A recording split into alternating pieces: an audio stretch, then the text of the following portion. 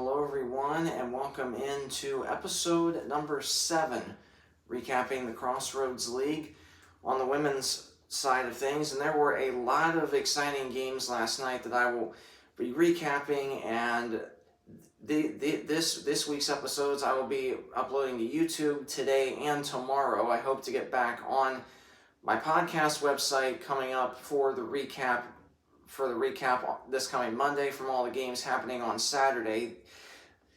Today and tomorrow I will be recapping the men's and the women's games from last night. Now, one thing is of note on the men's side, there is one game that is being played tonight. It was canceled last night, moved up to tonight due to all the freezing rain that we had last night, and that is Marion hosting Goshen.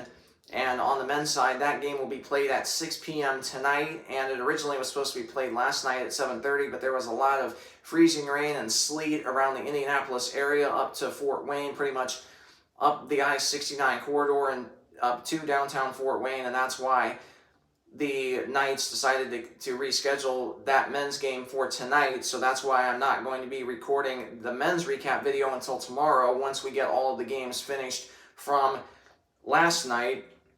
But I will have a lot to talk about on the men's side of things tomorrow, and then quite a lot on the women's side from last night as well. So without further ado, we are going to dive in, and I'll start off with this recap. The Taylor Trojans traveled to Winona Lake to take on the Lancers of Grace College, and it was Grace that was victorious in this game last night. And Grace won the game last night by a final score of 89-68. And the 89-68 win for the Lancers last night was propelled by senior Peyton Murphy, who is from Indiana. And she had a phenomenal night for the Lancers last night. 20 points, 18 rebounds, as well as 6 assists, 4 steals, and 2 blocks. And she also becomes just the 24th player in Lancer history to eclipse the 1,000 career point mark. So a huge congratulations to Peyton for all of her hard work that she does for her team. And of course, she's wrapping up her senior season under head coach Dan Davis. So really, really impressive to see that. So again, congratulations to her and to the Lancers for picking up that huge win in conference last night. And the next matchup will take us to Fort Wayne, where the number 14 ranked St. Francis Cougars faced off against the Pilots of Bethel. And this game was close for quite a while. However, St. Francis was able to pull away and win this game by a final score of 70-55. And what propelled St. Francis to the victory last night was St. Francis outscored Bethel 24-12 in the third quarter. So that made all the difference in that game. Now, for the Pilots, one bright spot that they had was junior Mariah Claywell, and she was 6 of 10 shooting, 1 of 1 from beyond the arc, a perfect 2 of 2 at the free throw line with 2 rebounds, 2 assists, and 1 steal. And this is 5 straight games that Claywell has scored 10 or more points. So really, really impressive to see her continue to do well. And Bethel as a team, they did not shoot bad at all. They shot 44% from the field, 38 from 3, so not too terribly bad. They were a perfect 4 of 4 at the free throw line for 100%. Meanwhile, for St. Francis shot 44 from the field, 41 from 3, so the field shooting, three-point shooting, pretty much identical for both of those teams. St. Francis, though, got to the line 18 times, and they were 16 of 18 from that free throw line for 88.9%. Looking at some stats for the Cougars, Isabella Gizzi, 4 of 11 shooting, 3 of 8 from beyond the arc, 5 rebounds, 3 assists, 1 steal. Cassidy Crawford, 5 of 9 shooting, 6 of 7 at the line with 3 rebounds, 5 assists, 2 steals, and 2 blocks. So really, really impressive to see Crawford playing well defensively. In her 6th year with St. Francis, she was injured last year, which last year would have been her 5th year, her COVID year, final year of eligibility. And due to injury, she redshirted last year and was able to play her final year of eligibility this year. And boy, what a difference she's made for the Lady Cougars. So really, really impressive to see that. And also for the Cougars last night, they had a big game from freshman Callie Gregory, 4 of 6 shooting, which was all from beyond the arc. 4 rebounds, 2 assists, 1 steal. Chloe McKnight kind of had an off-game shooting, 2 of 9 from the field, 2 of 7 from downtown, 7 of 8 at the free throw line though, 5 rebounds and 1 assist. And Taylor Fordyce got the starting role, 3 of 4 shooting, 1 of 1 from beyond the arc with 3 rebounds, 1 assist, and 1 steal as well. And then that was that matchup last night. I mentioned the Taylor and Grace game, so to start off this video. So again, I'll be recording the men's recap video tomorrow and posting it on the YouTube, because of course I alluded to at the beginning of the video, Goshen men, Marion men, they play tonight due to the freezing rain that was around the Indianapolis metro area last night. So I'll be doing a full men's recap video coming up tomorrow. But there were a lot of exciting men's games last night, so make sure that you subscribe to my YouTube channel so you are first in the know regarding brand new uploads. So the next matchup last night, the Maple Leafs of Goshen traveled to Indianapolis to take on the Knights of Marion, ranked 15th in the country. This was a really close game at halftime, and it was only, I believe, a 3 or 4 point night lead at the halftime break. However, the Knights had a stellar third quarter, outscoring the Maple Leafs 27-4. And that was all the difference in this game. Marion rolling on to the win 77-45 over the Maple Leafs last night. And for the Leafs, they had 30 turnovers, which was the most turnovers in a game that they've had since they hosted Indiana Wesleyan in Goshen last January. So obviously for Goshen, you know, and really for no team, you can't turn the ball over 30 times and expect to win a game. I mean, there are teams that have done that, but the odds of that happening are pretty low. Now, one bright spot for the Leafs was Zion Neat, 8 of 13 shooting, 3 of 5 from beyond the arc, 4 rebounds, 1 steal, 1 assist, 1 block. Ava Licklider had an off-game shooting, but defensively she was really good. 5 rebounds, 5 assists, 4 steals, and 1 block. Cyan Mohammed, 3 rebounds, 2 assists, and 3 steals on the night. And the Leafs shot 37% from the field, 29 from 3. They were just 53% at the line. Meanwhile, for the Knights, they were 50% from the field, 53 from 3, and slightly better at the free throw line, albeit by only a 4% margin at 57.1%. And another double-double for Abby McNally, 8 of 15 shooting, 16 rebounds, 2 assists, 3 steals. Her sister Kylie McNally, 3 of 7 shooting, 5 rebounds, 2 assists, 4 steals. Madison Bailey, 2 of 7 shooting, 2 of 4 from the free throw line, 4 rebounds, 8 assists, and 5 steals. So really, really impressive to see that. And then that was that game.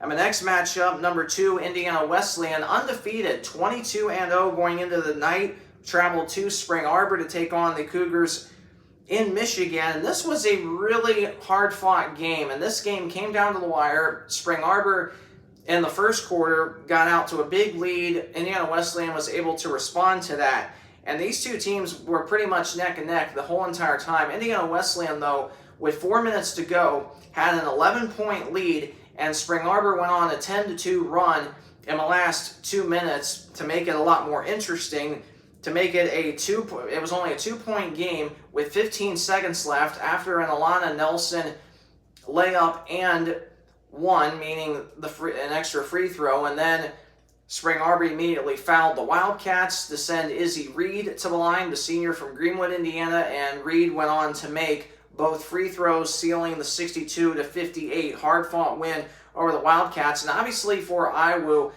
they're without one of their best players, Lily Frazier, for the rest of the regular season, so that's obviously playing into it a little bit. However, the Wildcats, they're resilient. They never give up, and obviously, you know, again, I'm not trying to be biased toward any team in particular in this video, but I'm a big fan of IWU, and I love seeing the resilience and the grit and the determination that they have showed in these last 3 games, being able to win.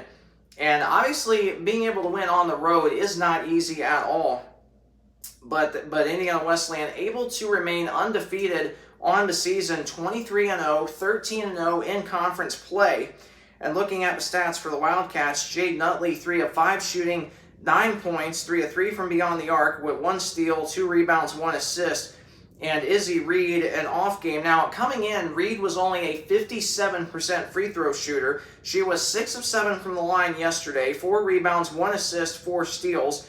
Taylor Folkema, 7 of 14 shooting, 2 of 3 from the free throw line with 4 blocks and 3 rebounds. So great to see Folkema stepping up. Freshman Ellie Kelleher, who made SportsCenter top 6 the other day after her amazing halftime buzzer beater shot against Bethel at home this past Saturday. 3 of 9 shooting, 1 of 1 from beyond the arc. Did have 2 assists, 1 rebound. And Bria Garber struggled shooting, but defensively she was really good with 3 rebounds, 1 assist, 1 steal. And off the bench, Maddie Lawrence, 4 of 9 shooting, 1 of 2 from beyond the arc, but made both free throws, which were 2. Had 7 rebounds and 2 steals. Corinne Grivey, 2 of 5 shooting, 1 of 4 from beyond the arc, 3 of 4 at the line. Another one that only was shooting about 55% from the free throw line coming into the night. 5 rebounds, 2 steals for Grivey. And Emily Mattingly offensively had an off game, but defensively she was really good with 4 rebounds and 3 steals. Indiana Wesleyan, 35 from the field, 28 from 3. They were really good at the free throw line for 81%. And meanwhile, for Spring Arbor was pretty much even in terms of shooting, 35 also from the field. Better from 3, though, at 38% and 88% at the free throw line. And they had really good games from Alana Nelson, 5 of 13 shooting, 3 of 3 at the line, 6 rebounds, 2 assists, 2 steals.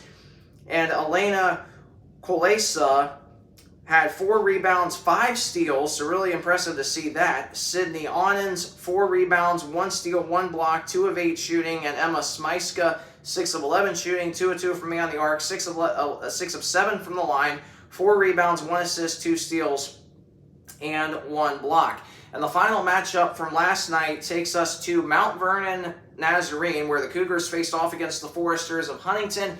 This was a really, really good game for these two teams. And of course, for Huntington, they lost to Mount Vernon the first go around in Platt Arena, 89-85, and the Foresters were trying to get a win against the Cougars, and the Foresters were able to do that, winning by a final score of 83-73. Now, a couple of things in this game that stood out. Mount Vernon was up in the third quarter by 9 points, outscoring Huntington 28-21.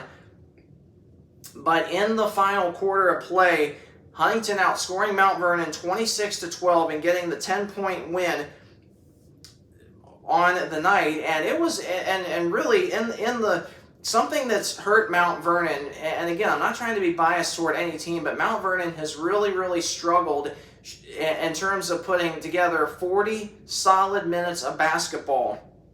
And last night was another perfect example where Mount Vernon struggled and Huntington was able to win. Now, looking at some stats, starting first, I'll start with Mount Vernon. Mount Vernon, though, had a big game from freshman Serenity Johnson, had 30 points, but she was 8 of 21 shooting, 11 of 12 at the free throw line, though, so not bad at all. 6 rebounds, 1 assist, 3 steals. Meanwhile, for Emily Walker, a starter from North Canton, Ohio, went to Hoover High School. Hoover has a fantastic basketball program. Walker, the only starter that did not score, but she did have 7 rebounds and 3 assists. 19 points on the night for Teresa Maggio, 8 of 19 shooting with 6 rebounds, 5 assists, 1 steal, 1 block. Katie Sprang struggled shooting, but she was good on defense with 4 rebounds, 2 assists, 2 steals, 1 block. And how about the center, Angela Roshak, with 22 points, 7 of 11 shooting, 5 of 6 at the line, 7 rebounds, and 6 blocks. Really, really impressive to see that. And Mount Vernon on the game shot 36% from the field, 22 from 3. They were really, really good at the free throw line, though, at 89%. Meanwhile, for the Foresters, you had 19 points from sharpshooter Bailey Kellum, 6 of 14 shooting, 6 of 12 from beyond the arc, 5 rebounds, 1 assist. Kendall Yoakum only had 3 points, which was a 3-pointer earlier in the game, but she had 3 rebounds, 2 assists, and 1 steal. Annika Nelson, 6 of 11 shooting, 1 of 5 from beyond the arc, 7 rebounds, 2 assists, 1 steal. And how about these two names? Really, really impressive to see that. And I was at this game last night, Huntington at Mount Vernon, and it was really, really good to be at this game because, again, I'm not trying to be biased toward any team, but normally we're at a ton of Indiana Wesleyan games. But last night it was fun. You know, we've been traveling so much to Indiana over the last month or so, and we did, you know, and we're taking a couple weeks off from traveling, so it was nice to be able to go to a game much closer to home last night, and to go to a doubleheader game that were two really, really good games. You know, two different teams. It's always nice to have a little bit of change of scenery every now and then. So really, really awesome to be at that game last night. And for senior Gabby Melby, she had herself a game of 22 points, 24 points, might have been 24, either 22 or 24. But she was 8 of 14 shooting, 1 of 4 from beyond the arc, but she was 7 of 8 at the line, 7 assists, 7 rebounds. And for Saltmore center Olivia Raby, 8 of 15 shooting. Now she does go by Liv Raby, I should add. 8 of 15 shooting, 5 of 6 at the line, but she had 8 rebounds, 3 assists, and 1 steal. Huntington shot better from the field at 46% compared to 36% for Mount Vernon. Huntington 36% from 3, which was better than Mount Vernon's 22% from 3. Huntington slightly worse at the free throw line at just 80%, Mount Vernon at 89%. So those were all of your games from last night. And previewing the games coming up on Saturday, and we have some really, really, really big games. And obviously the games are super, super important moving forward. On Saturday, Marion at number 15, Marion is at Huntington to take on the Foresters. Mount Vernon Nazarene will be hitting the road to Northwest Indiana to take on the Pilots of Bethel. Spring Arbor will be traveling to Upland, Indiana to take on the Taylor Trojans.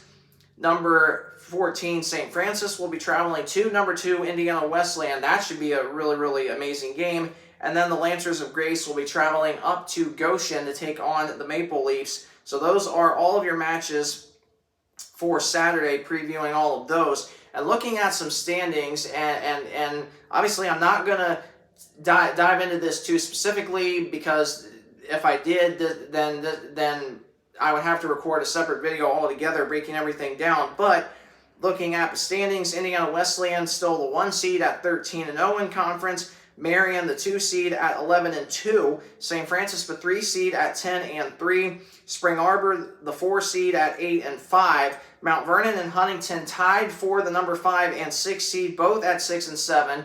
Now, Mount Vernon still has to play St. Francis the second time, and should Mount Vernon lose to St. Francis, then Huntington would hold the common opponent tiebreaker with beating St. Francis the second time. So that's obviously something to watch really closely next Wednesday. Bethel, the 7 seed at 4-9. And then Grace and Goshen, both at 3-10, fighting for that last playoff spot. And the Taylor University Trojans, 1-12, bringing up the rear in conference. And for Taylor, they're pretty much to the point where they have to run the table and hope that Grace and Goshen both lose out in order for the Trojans to make the playoffs. But obviously, you know, Bethel, Grace, and Goshen, they are fighting for that final playoff spot. Of course, the 8 out of 10 teams make the league tournament. So obviously, the top 4 have clinched a spot: Iwu, Marion, St. Francis, and Spring Arbor. And then Mount Vernon and Huntington with 1 more win each by them, coupled by at least 2 more losses by Bethel, Grace, and Goshen. Then Mount Vernon and Huntington would officially clinch a playoff spot. So those are the updated standings. And again, it's going to be really interesting to see just how it all plays out, especially as we get closer and closer to the postseason. There's only 5 more conference games left. So obviously there's a lot on the line for all these teams moving forward. Each and every game means more important. It means more than it's meant before, obviously. So a lot of games coming up on Saturday, and I plan on getting back on my podcast website on Monday, recapping all of the games from Saturday, both men and women. And then I'll be recording the men's video tomorrow, recapping all the men's games from last night. And of course, I mentioned a couple of times earlier on in this video, Goshen and Marion men, they're making up their game from last night tonight, so that's why I'm not going to be recording the men's video until tomorrow, recapping those games and also giving you a brief look through at the standings, or telling you rather an updated view of the standings on the men's side. And the men's side is super, super wide open. more wide open than the women's side, but still, it's really, really exciting, and I hope you will be able to join me for that. So I appreciate you taking the time to watch this video. If you enjoyed it, please like, comment, or subscribe. Any one of those 3 options helps me out greatly. Thanks so much for watching, and have a great day.